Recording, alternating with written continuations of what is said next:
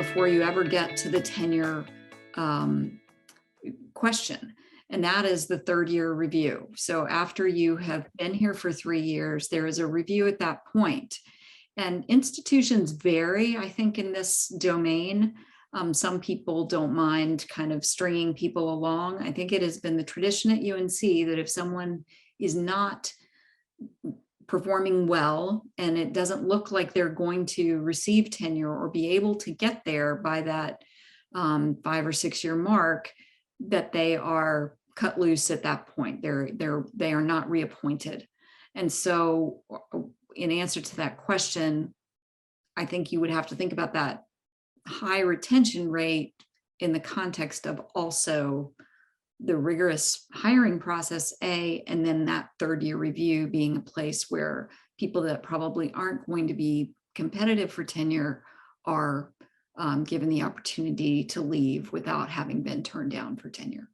Well, I think that's a really important point, Mimi, and to go further, even beyond the third year review, the tenure process, as you highlighted, it's a very demanding, it's a frankly an emotionally draining process. Whereas an assistant professor, you come in and you work very, you're focused on this life altering decision, right? And for people who come into that are often self-aware of or whether or not they are making the strides that are necessary to achieve tenure. And it's often the case that people who are not succeeding move on before you get to that point. And so what we do see is a very high rate of at the level of the APT of tenure being conferred.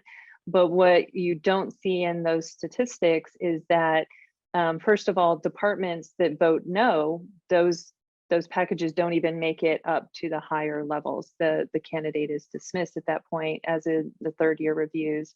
And many people move on because the whole process itself is so demanding that they often go elsewhere before they even come up to those points.